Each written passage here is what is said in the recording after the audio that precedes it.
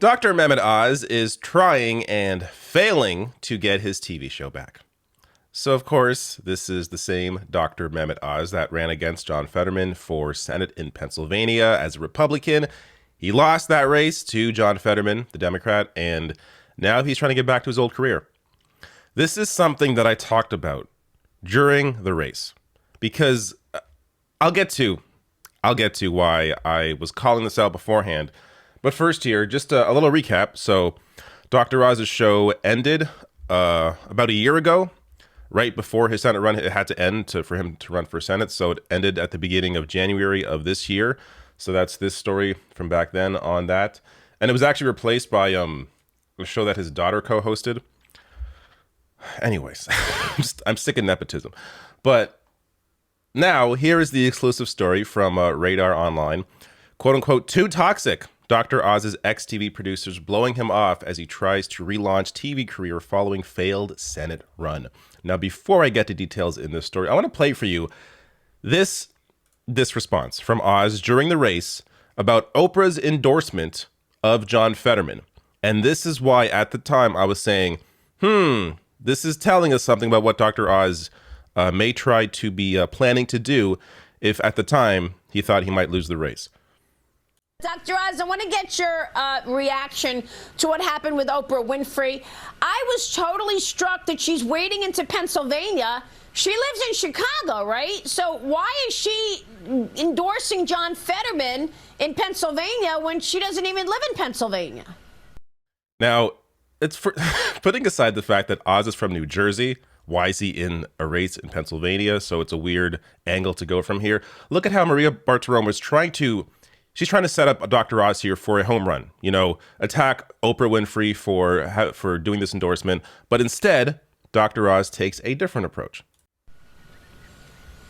Listen, I love Oprah, but we have different politics. In Pennsylvania, we appreciate that people are allowed to think different things because it's a purple state. My neighbors have Fetterman signs, The people talk to each other, they work things out. That's why leaders from Pennsylvania often bring a bipartisan approach in Washington. They move past all the small stuff and they deal with the big crises we face. So look at that. That is how he got around that question. He didn't attack Oprah at all, just responded by saying, we have different politics. People have different politics. You can still respect someone for having a different political opinion, because he knew if he lost, what is he going to do?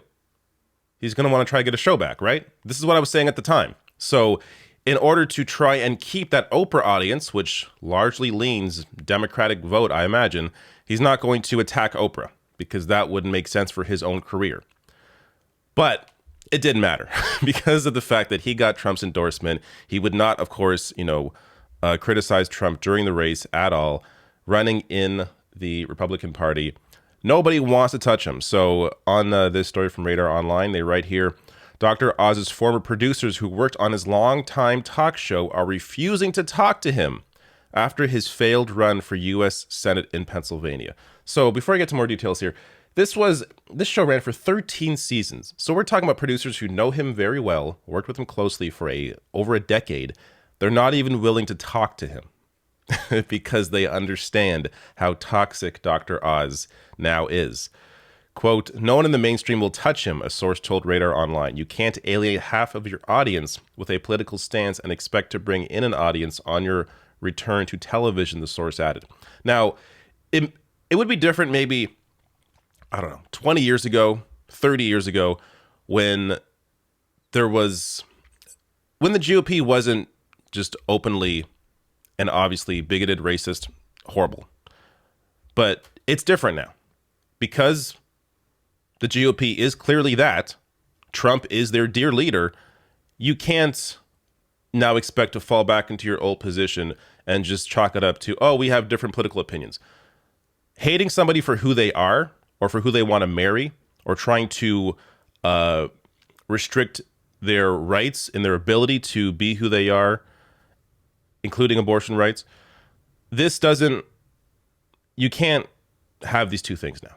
So you can't be a Republican politician and then try to fall back into the mainstream when the vast majority of people, and this isn't even a political thing, the vast majority of people in opinion polling are in support of gay rights are in support of abortion rights, the vast majority of people. So I don't know what Dr. Oz was thinking. He really must be, of course he's disconnected, he's very wealthy, but to be this disconnected, to think you could just have, run in Trump's party, go for Trump's endorsement, support Trump, and expect to just fall back into your old job again, it really shows you how out of touch the man really is. So they go on to write here, we're told that Oz had impressed execs at Fox News and Newsmax, but no firm offer is materialized. Oz is expected to return in small roles on the right-wing networks. So if he lands anywhere, I expect it to be Fox News, maybe Fox News Digital, maybe Newsmax.